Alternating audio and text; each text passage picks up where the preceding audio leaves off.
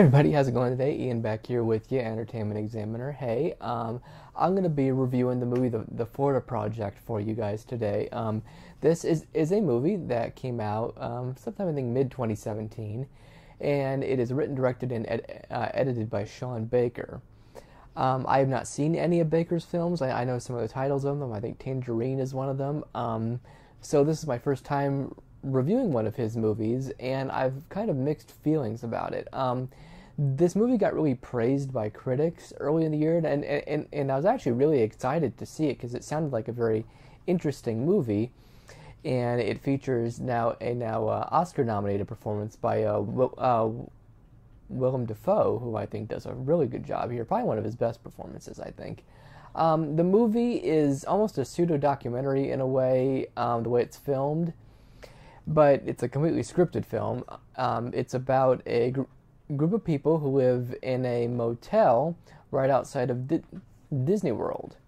And these are people who are either in poverty or welfare or trying to make it, to the next step in life or what have you. And it's the thing that really struck me, and I think the reason it's striking a chord with people, is because of the juxtaposition of this exists right outside of this, super happy theme park that people pay lots and lots of money to take their kids to, and that there's this whole other world that isn't being looked at and concentrated on and really done anything about. I think that's where this movie really shines. The Florida Project really is seen through the eyes of all of the children living in this motel, especially young Mooney, played by Brooklyn Prince, who is a really wonderful young actress who really comes into her own, I think, at the end of the movie. Her mother, Haley, can kind of get the award for the terrible mother of the year. She's doing everything she can to support her daughter, but that includes,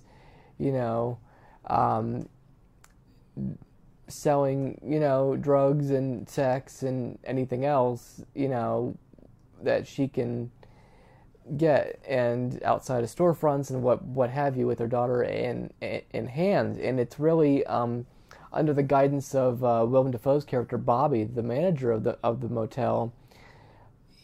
He's a really kind, caring man, and he really wants everybody there to succeed and do well, but he doesn't want any trouble in his establishment because he has somebody to answer to as well.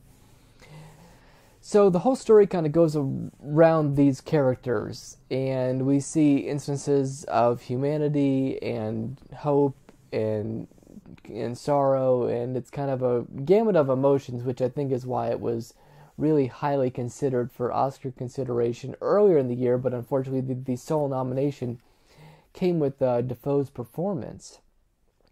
The movie didn't play very well. I think most audiences, I read some reviews of audience members who've watched it and critics who have seen it, and this is definitely one of those movies that's very divided. I'm kind of in a middle camp on it.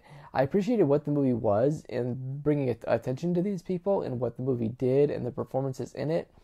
There are a lot of movies just with the kids running around, and it didn't seem to have much of an effect on me. I think a lot of it was maybe just, see how this is, see how these people live, see how their lives are. And while I can appreciate that, it doesn't automatically make a good movie. I felt kind of a little bored at times, and a lot of these characters just didn't connect with me on a level that I was hoping for going into this movie. In saying that, though, I appreciated what Baker did with his writing and directing. I liked all the colors.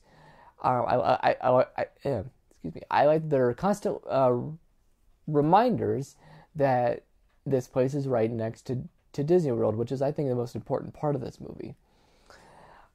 So I recommend this movie, but it's not for everybody. Definitely recommend it for Dafoe's performance. I think he does a really great job here. I'm going to give it a 3 out of 4. I'm going to give it about a B rating. Again, not for everybody. You may not like it. You may shut it off in the first half hour. But if you give it a while, I think around 45 minutes is when I started to really say, oh, okay, I see what this is. I see who these characters are. I see who Bobby the manager is. I would have liked some backstory with him too. I think that would have been interesting as well. But anyway, that's all I got for this review of the Florida Project. Please like, comment, and subscribe. Definitely hoping to make some big changes to the channel this year in 2018, so I'm excited about that. So anyway, thank you guys for watching, and I'll see you guys next time.